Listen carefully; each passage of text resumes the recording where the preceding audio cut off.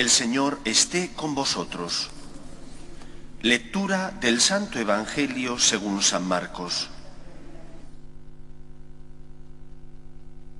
Un sábado atravesaba el Señor un sembrado.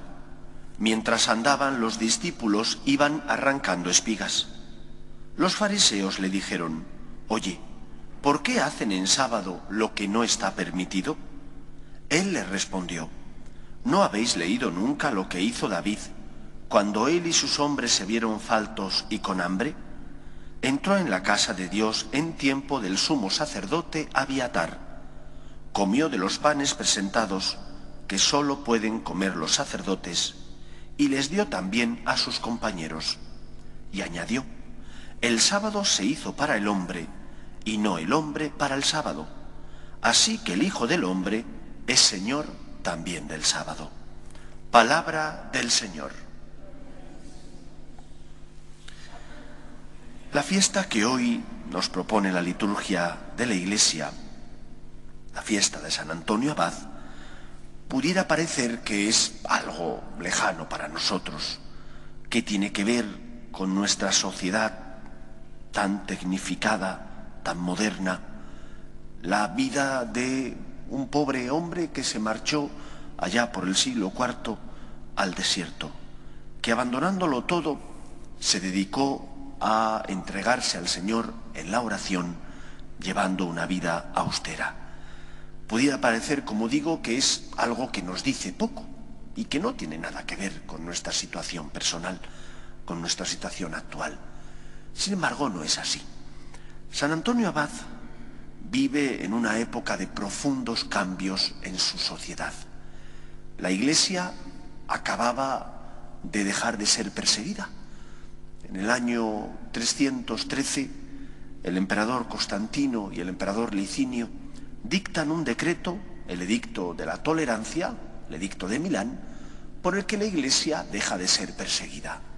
Hasta esa fecha, ser cristiano era jugarte la vida.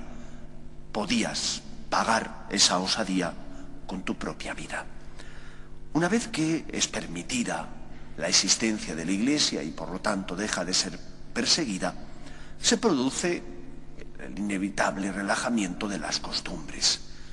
Antes eras perseguido, por ser cristiano te jugabas el pellejo, ahora eres permitido, tolerado tu fe.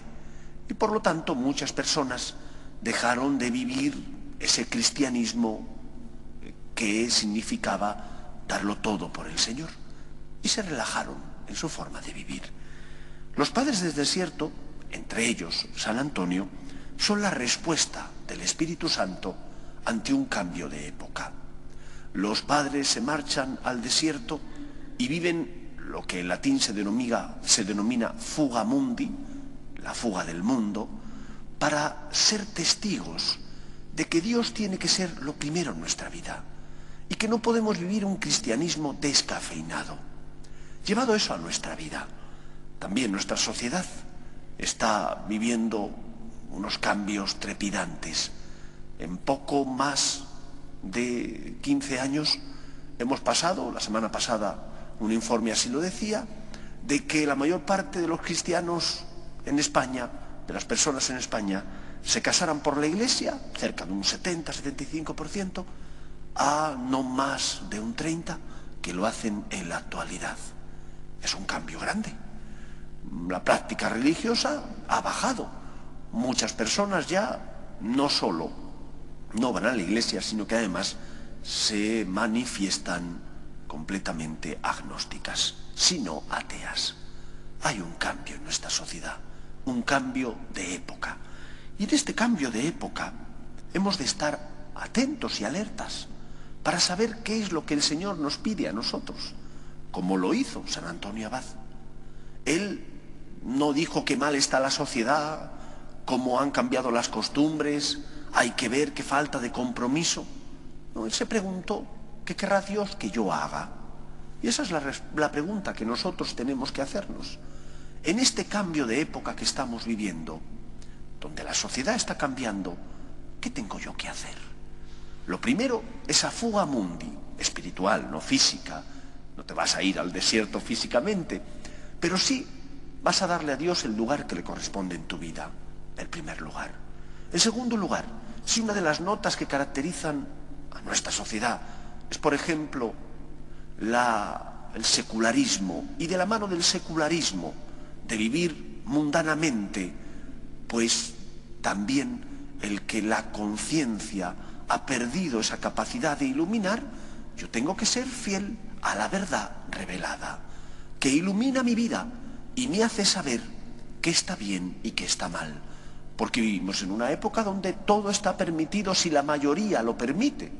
Si una ley en el Parlamento sale diciendo que el aborto es un derecho, o que la eutanasia, o que la ley a favor de la transexualidad, porque lo aprueben una ley, eso no significa que sea moralmente bueno. Yo tengo que ser fiel a una conciencia que no es independiente o autónoma, sino que es una conciencia que tiene que estar iluminada por la luz de la verdad, que es Cristo. Y Cristo vino a revelarnos que Dios nos ama, pero que no todo está permitido, que el pecado te esclaviza y que en cambio el amor y la verdad te liberan.